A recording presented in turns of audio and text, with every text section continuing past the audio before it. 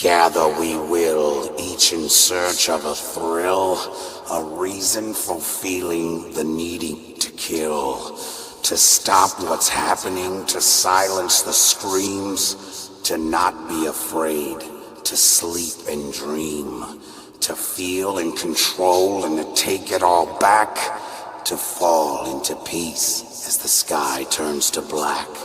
Hope you got what you wanted, this wonderful wish, to kill every day until nothing exists in the world but you. You're the last one alive. But with no conflict to confront, will there be a reason to survive? Will the anger just die, or will you kill that as well, as you sit all alone in your personal hell?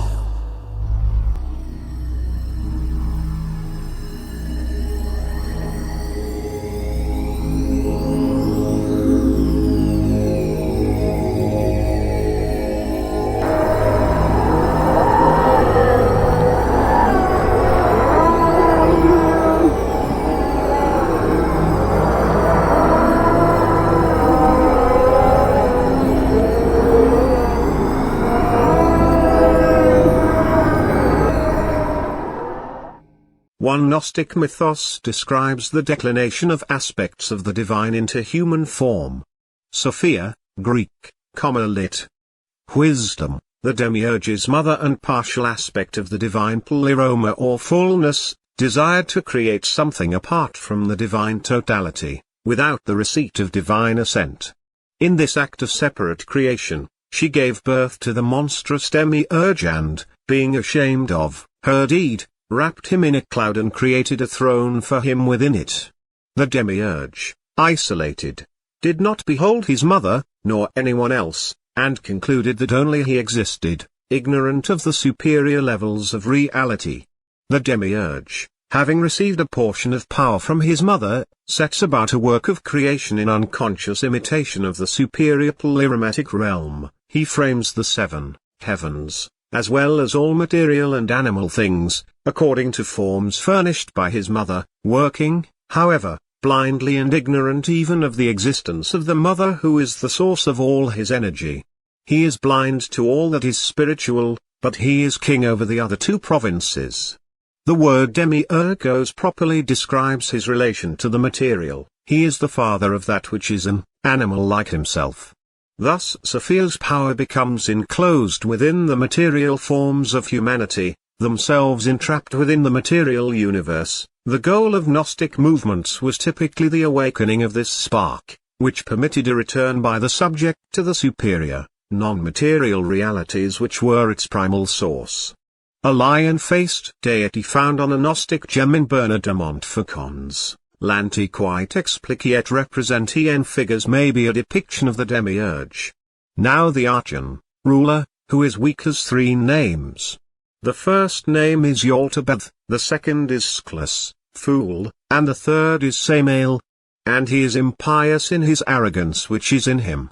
For he said, I am God and there is no other God beside me, for he is ignorant of his strength, the place from which he had come. Yaldabaoth is frequently called the lion-faced, Leontoides, and is said to have the body of a serpent. The demiurge is also described as having a fiery nature, applying the words of Moses to him, the Lord our God is a burning and consuming fire. Hippolytus claims that Simon used a similar description.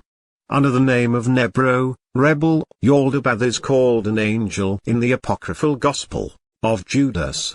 He is first mentioned in the Cosmos, Chaos, and the underworld as one of the 12 angels to come into being to rule over chaos and the underworld.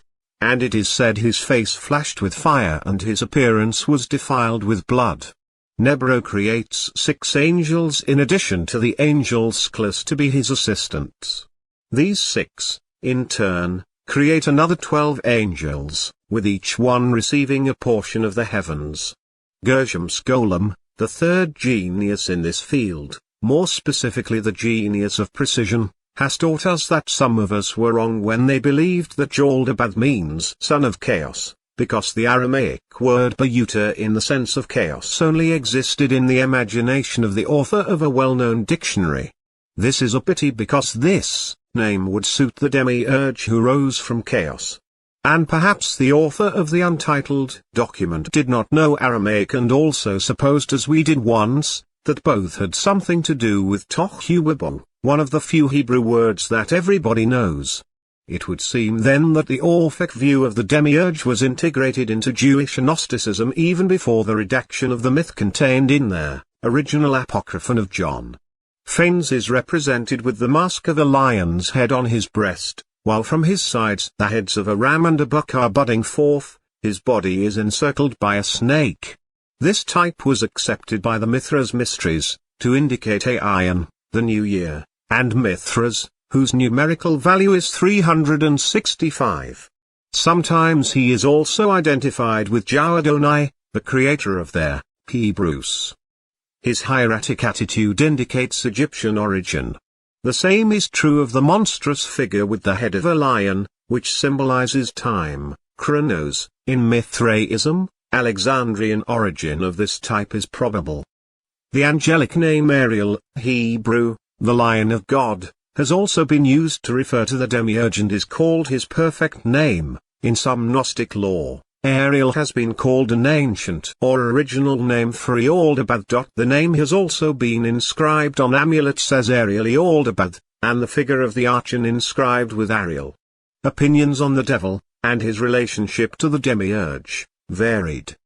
The Ophites held that he and his demons constantly oppose and thwart the human race, as it was on their account the devil was cast down into this world. According to one variant of the Valentinian system, the demiurge is also the maker, out of the appropriate substance, of an order of spiritual beings, the devil, the prince of this world, and his angels. But the devil, as being a spirit of wickedness, is able to recognize the higher spiritual world, of which his maker the demiurge, has no real knowledge about. The devil resides in this lower world, of which he is their prince, the demiurge in the heavens, his mother Sophia in the middle region, above the heavens and below the pleroma. Now my perspective of this information which was found in the definition of the demiurge entails my continued struggle against the Leviathan. This explains the details of what those battles were truly against, not against the true heaven, which as it says here Phil, you obviously know nothing about. These misconceptions were not misunderstood, they were obvious lies to cover your own agendas. For if you lived in our era of creation, This mythos of Pythagoras becomes obviously clear that it was built by someone who had not truly watched my videos with the intention to learn but to set themselves against me and extracted only what they thought they could use to manipulate people into believing the lies of your agenda.